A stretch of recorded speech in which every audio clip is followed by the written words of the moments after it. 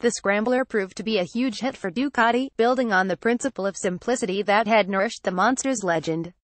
It started as an 800, shrunk to 400, and now Ducati is breathing new life to another classic airhead motor with the Scrambler 1100, offered in 3 stylish renditions.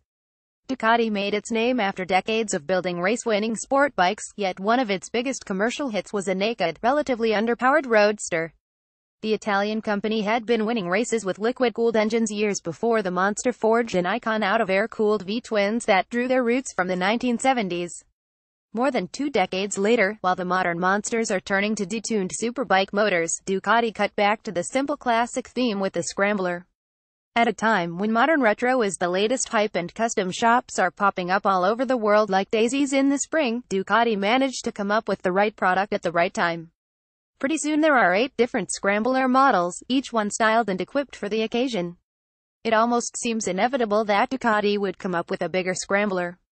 The engine has been available for years, writing its own history on the monster and hypermotard 1100 before giving way to a new generation of bikes powered by variations of the Testastretta V-twin. The old 1079cc 12-valve airhead would end up too restricted to make it through Euro 4, but as much as this was a problem for the hypermotard, it's certainly wasn't for the Scrambler. The output of 86 horsepower, 63 kilowatts and 88 newton-meters, 65 lb-ft is more than enough for a classic-looking bike with real-world practicality in mind. The new Scrambler is not only more powerful than the original model, it is also bigger. A little longer in wheelbase and physical dimensions, it sits the rider 20 mm 0.8 in higher at 810 mm 32 in, but keeps the same frame geometry, and hopefully the familiar feeling of the previous Scrambler. The modern touches are there, with electronic throttle control, 3 riding modes, adjustable traction control and Bosch cornering knobs. These are complemented with some high-end mechanical equipment, like Brembo radial monoblock M4.324 piston calipers, Marzocchi fully adjustable 45 mm front forks and a Kayaba rear monoshock that is adjustable for preload and rebound.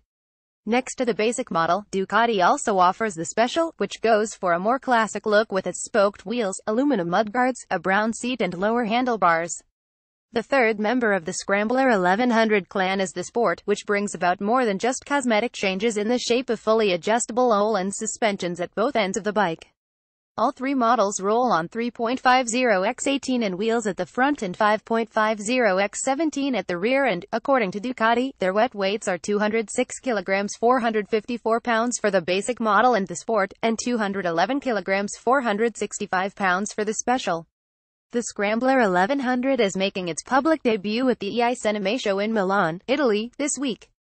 New Atlas is on the ground to bring you the latest news.